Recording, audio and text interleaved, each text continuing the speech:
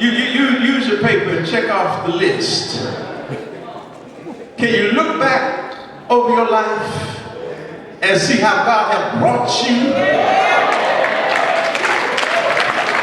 Where there's some things that you used to do that you don't do anymore. You can look and see and start counting the blessings of God. And it ain't about you. But more you serve and the more you realize it's about Him. Let's do a salvation check. Can you praise Him in the midst of tears? Can you praise Him when you're all by yourself? And ain't nobody pumping you up to stand up, clap your hands, ain't nobody around you. Can you praise Him when all your friends are gone? Good God from Zion. Now this beast here, talk about how pretenders will become allies with the enemy and not even know it. Some things folk do, they think they're doing it in the name of the Lord because they've done it so long. You know, God moves, and the church ought to move. Some stuff was right when it happened years ago, but if you're still doing those same things, it's not right today because the church moves.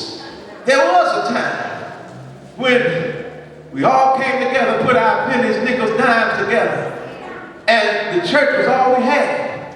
And so then we used all of that to try to make the church look as nice as we could make it. And they had bake sales, rummage sales, clothes sales, had all of those things going on. But if you've been around 20, 30, 40 years or later, and you still got to do those same things, something wrong with your salvation. And if you still try to have a penny drive after God done brought you out and delivered you, something wrong with that kind of salvation. Something wrong with, you can only get happy if you sing it. Something wrong if you can only get happy if your friends are singing. If you don't develop and grow to where it's the words that are coming from the song. It's all right to start off clapping to the beat, but I want you to know you'll end up in a playground that don't belong to God. You got to grow and develop yourself till you want more and more of Jesus. Oh, let me talk to some other folk for just a second. Some of y'all want to play like you ain't never been through nothing. You ain't never been out there. But there's some real folk in the house that can tell you that when they used to drink,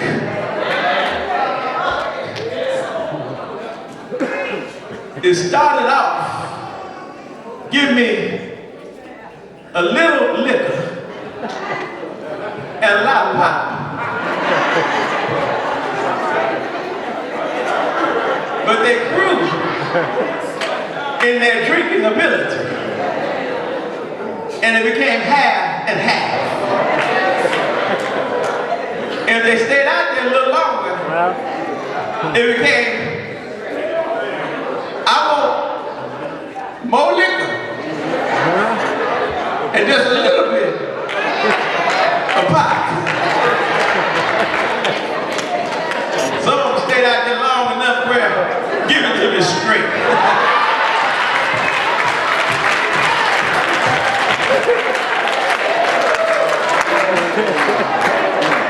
Now on that part, there ought to be some similarity in the church.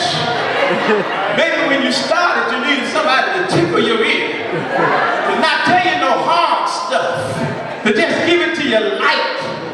But all as you mature, you ought to be able to take some stuff.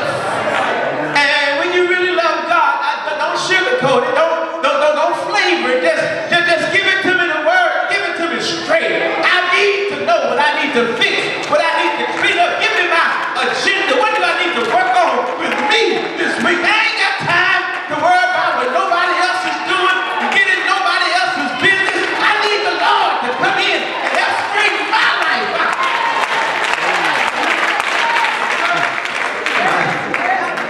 Now before I go to Daniel, let me talk to you about numbers.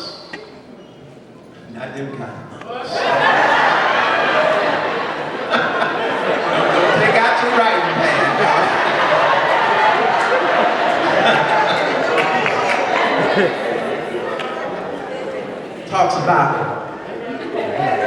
the mark of the beast.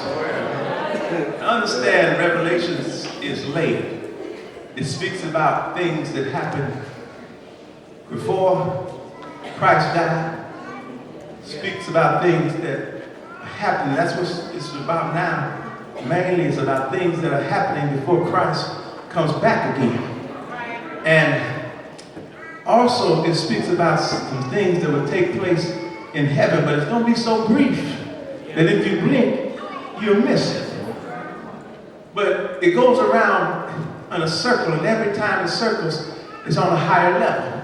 And so now, the beast and the numbers, the mark, and the forehead for where we are right now, is understand that Satan is trying to build himself an army to go up against the church and to go up against Christ himself. So the beast is there to do some recruiting. And he wants you to be on his side. And in order to get you on his side and to know that you're there, he wants you to mark you as his. But now, that's why I say this is for pretend Christians. Because once your soul has been anchored in Jesus, this kind of stuff can't touch you.